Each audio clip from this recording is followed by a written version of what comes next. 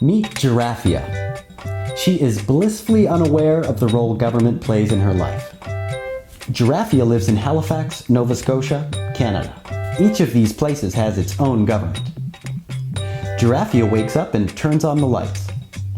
Power rates are regulated by the provincial government, which has a strong hand in determining the cost of power and how power companies generate our electricity. She takes a shower. The municipal government is responsible for keeping her water clean and what, if any, chemicals are used to treat it before it gets to her. When she brushes her teeth, she puts her safety in the hands of the federal government, since they are responsible for determining what chemical companies are allowed to put in her toothpaste. The federal government is also responsible for regulating medical drugs that are available to Canadians, and the types of things that can be put into our foods. Speaking of food, Giraffia grabs a quick breakfast, which includes an apple and eggs from a local farmer. Both provincial and federal governments have an influence here. There's a shared responsibility for agriculture policy and determining what supports exist for the farmers who grow our food. She leaves the house and hops on the Metro Transit bus. Both the bus and the city roads it travels on are managed by the municipal government. She arrives at the Nova Scotia Community College, an institution funded, regulated, and managed at arm's length by the provincial government. The provincial government is responsible for education, which includes overseeing primary and secondary schools and the regulation of tuition fees at universities and colleges in each province. The provincial government and the federal government share responsibility for providing student loans and grants to university and college students. After a morning of classes, she heads to work at her part-time job, where she makes the minimum wage, an hourly rate set by the provincial government. The amount of money she takes home, however, is slightly less than the minimum wage, because the provincial and federal governments each take some of it as income tax before it ever gets to her. Income taxes, along with other taxes, pay for the services these governments provide.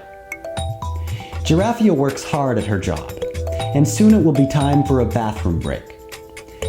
She really needs to poop. Everyone poops. But not everyone knows that it is the municipal government that is responsible for determining where her poop goes, along with everything else that gets flushed down the toilet. You shouldn't have to take any crap from the government, but it's part of their job to take crap from you. The province and the federal government make regulations about where certain types of sewage can be disposed, but it's up to the municipalities to implement a plan that obeys those regulations. After Giraffia is done pooping, she finishes her work and remembers that she's got to get a passport for an upcoming trip to the United States. To do this, she'll need to go to an office of the federal government, since it is the feds who regulate traffic in and out of the country. They also control who's allowed to visit Canada and move to Canada permanently. Since she's going on a trip, she visits her doctor for a medical checkup before she goes. Not all countries have public health care like Canada does. It is the federal government that provides funding for health services, and it is the provinces that manage that funding and decide exactly where it goes. After a long day of work, Giraffia stops by a party to have a drink with some of her friends, since she's old enough to do that. It is the provincial government that decides what the legal drinking age is in each province. If her drink came from another country, the federal government was responsible for charging the duty to the company that brought it to Canada, which ultimately affects the price she pays for it. This is also true for other products that come from other countries, including textbooks and cigarettes. If somebody at the party gets out of hand, she could call 911 for police assistance. And since she's in Halifax, it is the municipality's police force that will answer her call. Just as police forces are responsible for keeping Giraffia safe as she goes about her day in Halifax, the Canadian Armed Forces are responsible for keeping us safe on the world stage. The federal government is responsible for the armed forces, as well as the Coast Guard, and our foreign policy, which lays out how we interact with other countries and respond to the actions of their governments. At the end of a long day, Giraffia heads back to her apartment, which she rents. The provincial government is responsible for regulating what a fair price for rent is, presuming they want to regulate it at all, and for legislating her rights as a tenant. Part of the rent Giraffia pays her landlord goes toward the landlord's property taxes, which gives the municipality money for all of the services they run. The municipal, provincial, and federal governments take care of many essential public goods in our lives. The fact that these things remain in the background, almost unnoticed, is part of what makes them so useful to us.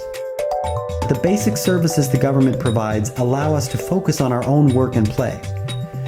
We don't all have to fight wars. We don't have to generate our own power. And we don't even have to deal with our own crap. These basic public services are also democratizing factors. They help make life more fair.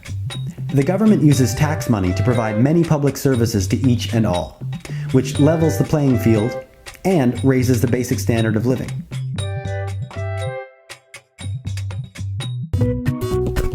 Got more questions? Ask us in the comments. Don't forget to subscribe and check out our previous videos.